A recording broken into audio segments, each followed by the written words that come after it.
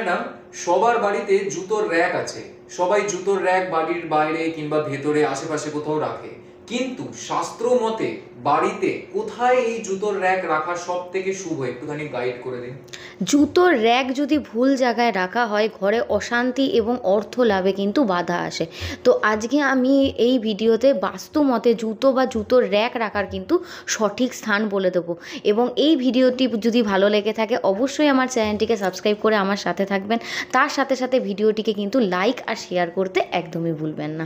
তো জুতোর র্যাক মানেই কিন্তু বাইরের থেকে অনেক নেগেটিভ শক্তি বলুন, বাইরের নানা রকম নোংরা, মাটির ধুলো, এছাড়াও বাইরের যে নেগেটিভ এনার্জিগুলো সেটা আমাদের বাড়িতে কিন্তু ডাইরেক্ট প্রবেশ করার একদম ভালো চান্স পেয়ে যায়। তাই জন্য বাস্তুশাস্ত্রে এটা যদি ঘরের ভুল জায়গায় থাকে তাহলে কিন্তু ঘরে অশান্তি বাড়ে, আর্থিক ক্ষতি হয়, এছাড়াও মানসিক কিন্তু অনেক চাপ সৃষ্টি হয়ে থাকে।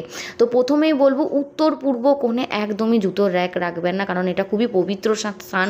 ঘরের এখানে ঠাকুর রাখা হয়, শিব এবং লক্ষ্মীর কৃপা থাকে।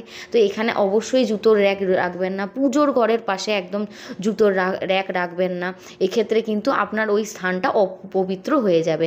তারপরেই বলে রাখি হচ্ছে, ঘরের যে মেন এন্ট্রান্স বা দরজার পাশে, ঘরের যে মেন এন্ট্রান্সের দরজার পাশ আছে সেইখানে, এই দুটো জায়গায় কিন্তু একদমই জুতোর র্যাক রাখবেন না। এতে কিন্তু আপনার বাড়িতে নেগেটিভ শক্তি এভরি টাইম কিন্তু থাকবে, আর বাড়িতে সবসময় অশান্তি, ঝগড়া, অশান্তি এগুলো লেগে থাকবে।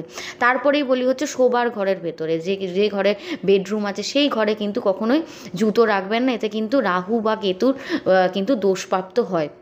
এরপরে বলে রাখি, জুতোর র্যাক বাস্তুমতে সবথেকে ভালো জায়গা হচ্ছে দক্ষিণ পশ্চিম বা পশ্চিম দিক, বা দরজা, যে কোনো দরজা থেকে দূরে জুতোর র্যাক রাখার চেষ্টা করবেন। এতে কি হবে, আপনার জীবনের যে প্রবলেমগুলো রয়েছে জুতোর র্যাক থেকে, জুতো থেকেও তো আসে নেগেটিভ এনার্জি বাস্তু মতে, সেগুলো কিন্তু ঠিক হয়ে যাবে। তো এরকম ধরনের ভিডিও যদি আপনারা ভবিষ্যতেও দেখতে চান অবশ্যই আমার চ্যানেলটিকে সাবস্ক্রাইব করে আমার সাথে থাকবেন। ভিডিওটিকে লাইক আর অনেক শেয়ার করতে কিন্তু একদমই ভুলবেন না।